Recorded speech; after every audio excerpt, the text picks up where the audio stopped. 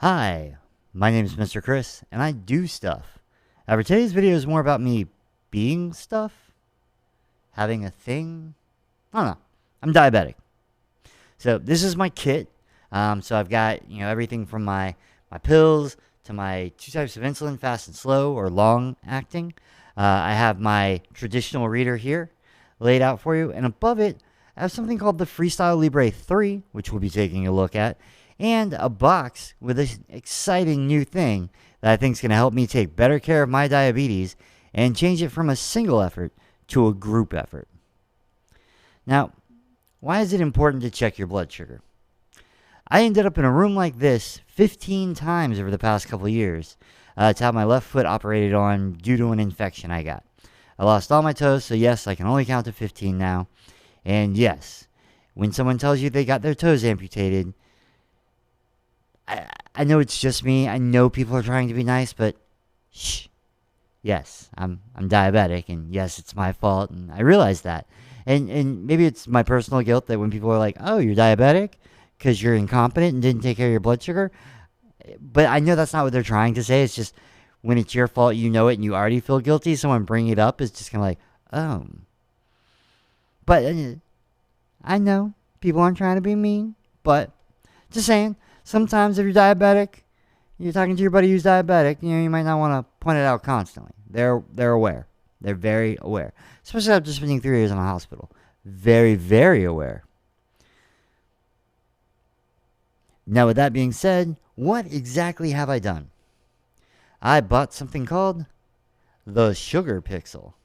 So what the SugarPixel says it is it's a $100 device. It's a little screen, and the little screen gives you your glucose reading and up and down arrows. What is cool is for a couple, it can do two people. So you could pair it to two different glucose readers. So two diabetics that live together could both have their readings. What I'm going to do is instead of putting it on my nightstand, I'm going to put it under the TV in the living room. That way, as people, roommates and such are hanging out with me in the living room, we're doing stuff, everyone can kind of help me keep an eye on my blood sugar, and we can go ahead and make it get back down to where it needs to be. Now, for a diabetic, if you're curious, I've been told your blood sugar should be between like 80 and 120. Generally, around 100 or below is better. Do not go below 60 because that gets bad. Before we talk about blood sugar and checking your blood sugar, let's talk a little bit about the rough, horrible understanding I have of diabetes.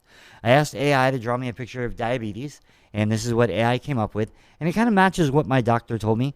He said it's kind of like frosted flakes. When you have too much sugar in your body, it takes the difference between cornflakes to frosted flakes with your blood cells. So this seems like a valid picture of that. So your A1C, which is a number you cannot cheat, because it's the average roughly of your blood sugar over the past 90 days. So that's why doctors are always like, what's your A1C? Because you could jack up on insulin before you go in and be like, my number is always this good. But the A1C don't lie. Now let's talk about how at home we can check our blood sugar. Earlier I had mentioned this is my kit, and it contains one of these. All diabetics have seen these. Everyone's probably seen one. You take the little stabby thingy. You go, and then you push the button against your skin, and you go, ow. And then you take the blood, you put it on the strip, you put it in the reader, and then the reader tells you what your blood sugar is. Now, I'm supposed to do that 3 or 4 times a day. So that's 3 or 4 times a day, every day. If I do that for a week religiously like I'm supposed to, all of my fingers hurt so much when I touch things, and I can't re-poke the same place over and over. So it just isn't for me. So I switched to the continuous glucose readers. Now, a CGM is a continuous glucose meter, and it's always reading your blood sugar. So you can go in and you can track it and see what's going on. This is the first gen. To check my blood sugar, I've got to take my phone or the reader. I've got to unlock it, open the app, hit check, touch it to my arm. Hope it reads. It did read. So now we have a reading. And then it gives me like a little chart of what's going on. Now, the Libre 3, which I mentioned earlier, is kind of cool because it and the Dexcom G7 and I believe 6 are Bluetooth. So it will constantly feed the data to my phone. So I don't have to remember to check. It's always checking. And now my phone has alerts. And it can tell me when we're high or low. However, that's still just a singular person. It's just me knowing things and up to me to do something about it. So I got the SugarPixel, which we're going to set up here in a second. But first, let's look at how we apply the Dexcom G3. Or no, the Libre. Yes, right? The FreeStyle Libre 3. Step 1. Clean the surface that you're going to apply your reader to. So we take an alcohol swab. And we take our arm. And we just... And oh, alcohol smells. They smell so good or bad. I guess depending on if you like aggressive alcohol smells. Alright, now once we've cleaned it, we give it a second to dry. Do not blow on it because you will do the opposite of the point of wiping it down with a sterile alcohol wipe. Next, we pop over our little doohickey, and then we're just going to take this. You put it where you want to go. You count to 3. 1, 2, 3. Stab yourself. Count to 5. And now you've got your new sticker on you. And now we got to scan it, and I believe we wait like an hour for it to tell us what our blood sugar is. So let's go ahead and do a scan. We'll open the Libre 3 app. Scan new sensor. So we have scanned it. Do not take vitamin C. And my sensor will be ready in 60 minutes. Let's go ahead and unpack the SugarPixel. So I ordered it. It came in a normal amount of time. I don't remember exactly how many days. First things first. We have this. Oh, I know what this is.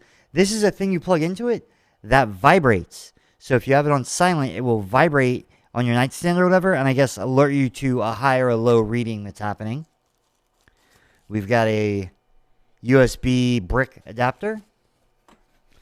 We've got, hopefully, a USB cable. A USB cable. And then last but not least, we have the actual unit itself here. Gotta say, based off the picture, I thought it was going to be a lot bigger. But, you know, that's how things are. At least it's not like some of the stuff I've gotten off Temu.